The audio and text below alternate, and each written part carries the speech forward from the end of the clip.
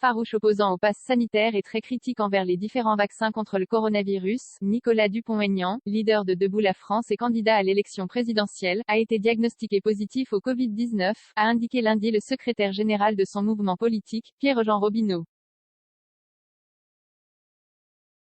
Nicolas Dupont-Aignan a été testé positif au cours de la semaine dernière, il arrive à la fin de sa période d'isolement, a indiqué le bras droit du candidat malheureux à la présidentielle de 2017.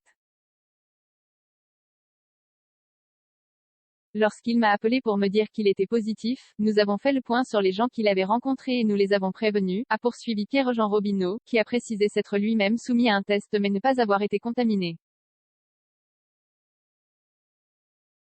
Selon le secrétaire général de DLF, Nicolas Dupont-Aignan a souffert un léger mal à la tête.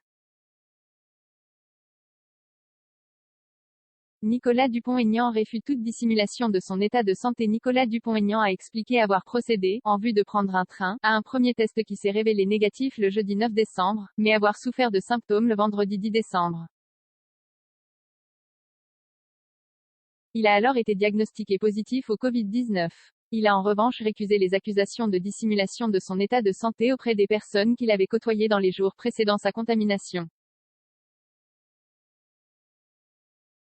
Selon Libération, le député se savait cas contact de son épouse depuis plusieurs jours avant son diagnostic positif, et a pourtant continué de participer à des réunions, à l'Assemblée nationale.